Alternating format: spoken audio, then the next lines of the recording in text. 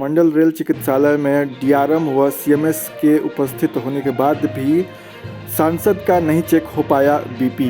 खबर पंडित दीनदयाल उपाध्याय नगर से है, जहां पर मंडल रेल चिकित्सालय में आज सांसद वीरेंद्र सिंह पहुंचे थे निरीक्षण के लिए और उसी दौरान वो इमरजेंसी सेवा में पहुंचे, जहां पर उन्होंने देखा किसी प्रकार का कोई वहां पर कर्मचारी उपलब्ध नहीं था। तो सीएमएस साथ में थे और डीआरएम भी साथ में थे, लेकिन किसी प्रकार का कोई वहां पर कर्मचारी न उपस्थित होने पर उन्होंने नाराज़गी जाहिर की।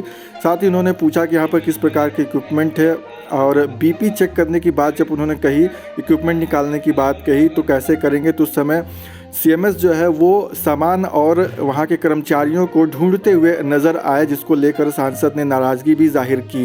वहीं पर डीआरएम भी साथ में थे और सीएमएस भी साथ में थे और कुछ पीड़ित भी वहाँ पर मौजूद हो गए और सांसद को अपनी व्यथा सुनाने लगे। उनका कहना था कि रेफ़र न करने की वजह से 1-2 मरीज़ों की वहाँ पर जान भी जा चुकी है और वहाँ पर एक जो मरीज़ के परिजन थे वो उपस्थित थे। उन्होंने सांसद को इससे संबंध में अवगत कराया। साथ ही दूसरे परिजन ने यहाँ तक कहा कि रेफ़र करने को लेकर जाने पर जो सीएमएस है वो पेपर तक फाड़ कर फेंक देते हैं, जिसको लेकर वो अनभिज्ञता भी जाहिर करते हुए नज़र आए। लेकिन वहाँ पर सांसद के सामने ही इस तरीके के आरोप भी वहाँ पर जो मरीज़ थे उनके परिजनों ने लगाए, जिसका लेकर औचक निरीक्षण कर रहे सांसद ने और जगहों पर भी देखा और वहाँ की व्यवस्था के बारे में भी जाना और समझा। वहीं पर एक परिजन ने एक और आरोप लगाया कि जो भ्रष्टाचार का आरोप है उनसे पैसे की डिमांड की जा रही है उनके काम के लिए, और वो भी सीएमओ के स्टेनो जो हैं उनका नाम उन्होंने लिया और बताया कि किस प्रकार से उनसे पैसे की डिमांड की जा रही है उनके काम के लिए, उनके इलाज के लिए। लेकिन इन सब आरोपों को लेकर सांसद का क्या रुख है वो भी आपको सुनने को मिलेगा, देखने को मिलेगा।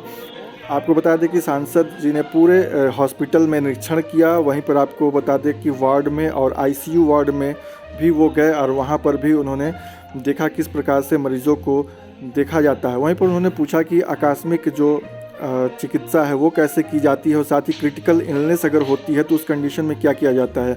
हॉस्पिटल में जो डॉक्टर्स हैं उनकी कमी है और जो ट्रेंड स्टाफ हैं, पैरामेडिकल स्टाफ है, वहाँ तक की कमी है और इन कमियों का भी उजागर हुआ। और उसके बाद भी उन्होंने कहा कि डीआरएम से इसके बारे में रिपोर्ट मांगी है और कहा है कि एक रिपोर्ट की कॉपी उन्हें दें और रेल मिनिस्टर को भी उसको उपलब्ध कराएं और क्या क्या कमियां हैं उसके बारे में भी वो बताते हुए बात कर रहे थे। आगे आपको बता दें कि सांसद ने पूरे हॉस्पिटल का निरीक्षण किया और वहीं पर सर हमारी मम्मी को पैरालाइसिस हुआ है, वहाँ पर उपस्थित हुए और परिजन तो वहाँ पर रोड पर बैठते हुए भी देखे। कई जगह से इलाज कराया गया, इनको कई जगह से इलाज कराया गया और वो बोले कि जाइए ओपिनियन लेकर आइए। हम गए एम्स पटना से ओपिनियन लेकर आए, वहाँ से बोला गया कि ठीक है जाइए आप लेकर, नहीं ये ठीक नहीं हो पाएंगी, ये बेड से नहीं उठ पाएंगे कभी। तो हमने नहीं उठ पाया तो इनको यहाँ पर सर को लिया के जमा किए तो बोले कि हमारे क्वार्टर पर हेड क्वार्टर पर आइएगा। तो हम हेड क्वार्टर पर सर नहीं गए। तो फिर उसके बाद जो कि इनका स्टोनो जो आनंद सर, वो स्टोनो सीएमएस सर के हैं, वो बोले कि ऐसा कि आपका काम हो जाएगा, खर्चा बर्चा लगेगा, आपका काम हो जाएगा। कितना खर्चा के लिए? कम कर ली सर, कितना लगेगा खर्चा बर्चा? तो बोले कि ठीक है 15 से 20 लाख रुपया लगेगा। तो हमने कहा सर कि आप कहाँ जोड़ रहे हैं सर, मेरे पास उतना पैसा नहीं है सर, 5-7 लाख रुपया हम आपको दे सकते हैं, बहुत कर सकते हैं। तो बोले क्या तब जाइए, आपका राम भरोसे काम होगा, राम के भरोसे आपका काम है, भगवान पर विश्वास रखिए, काम हो जाएगा आपका। अभी सांसद जी आए थे, क्या आश्वासन दिए आपको? जी सांसद जी ने आश्वासन दिया है कि आपका काम सफलता से सही सलामत हो जाएगा, काम पैसा आपका 1 रुपया नहीं लगेगा, यही तो आश्वासन हमको मिला है सर। अब देखते हैं आगे क्या होता है। कौन काम करता है, नौकरी करता है? जी हमारी मम्मी है, प्यून है सर, और उनको C2 दे करके फिट कर दिया गया सर। उनका हाथ नहीं उठेगा तो साइन कैसे करेंगी वो, और वो ड्यूटी कैसे करेंगी? उनका दिमाग भी नहीं काम कर रहा है सर, कैसे काम करेंगी वो, ड्यूटी करेंगी? हॉस्पिटल में कई तरह की अनियमितताएं जनता के द्वारा हमको प्राप्त हुई हैं।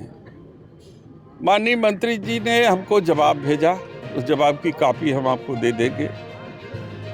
जवाब के द्वारा वो गुमराह करने की कोशिश किए, आधी अधूरी सूचना दिए और उस सूचना का फिजिकल वेरिफिकेशन के लिए कि माननीय रेल मंत्री जी सही उत्तर दिए या गुमराह किए, मैं स्वयं स्थलीय निरीक्षण के लिए आया। मैंने देखा और मैंने पाया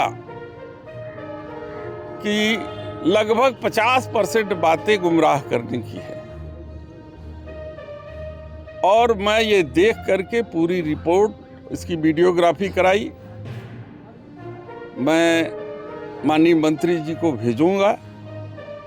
और जब फरवरी में बजट सत्र चलेगा तो उनसे मैं जवाब मांगूंगा कि आपने इस देश से के सबसे बड़ी इस पंचायत में गुमराह करने की कोशिश क्यों की।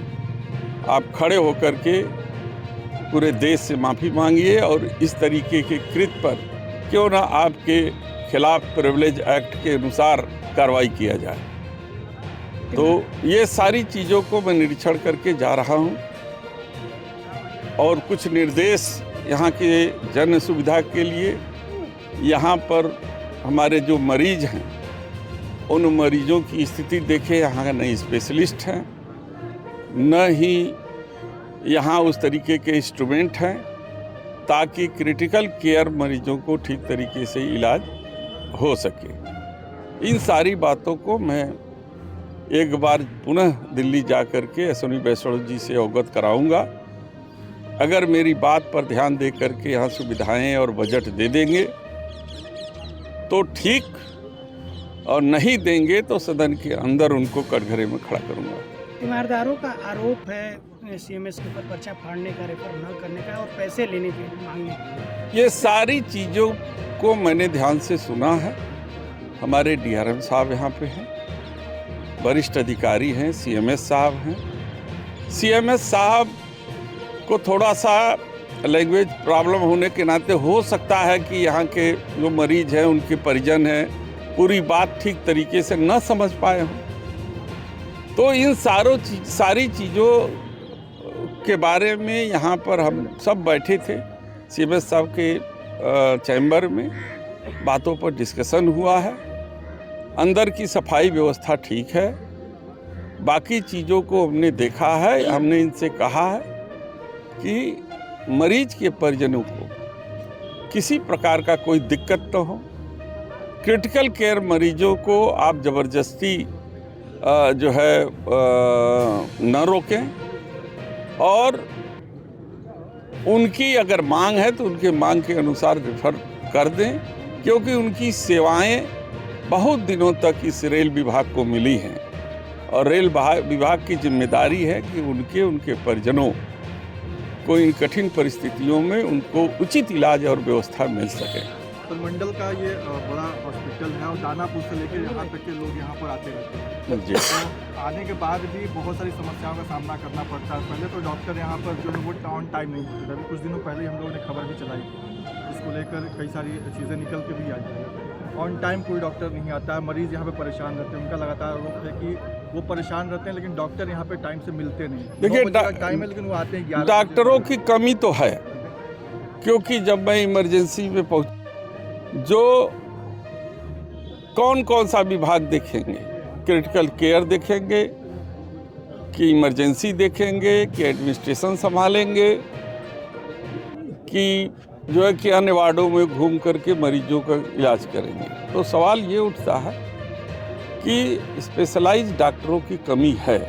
मैंने अभी डीआरएम साहब से कहा है कि इस संदर्भ में एक रिपोर्ट बना करके एक कॉपी हमें भी दें और माननीय मंत्री जी को भी भेजें, ताकि हम बोर्ड के सामने इस बात को रख सकें और यहाँ पर स्थिति को सुधारने में हम आपकी मदद कर सकें।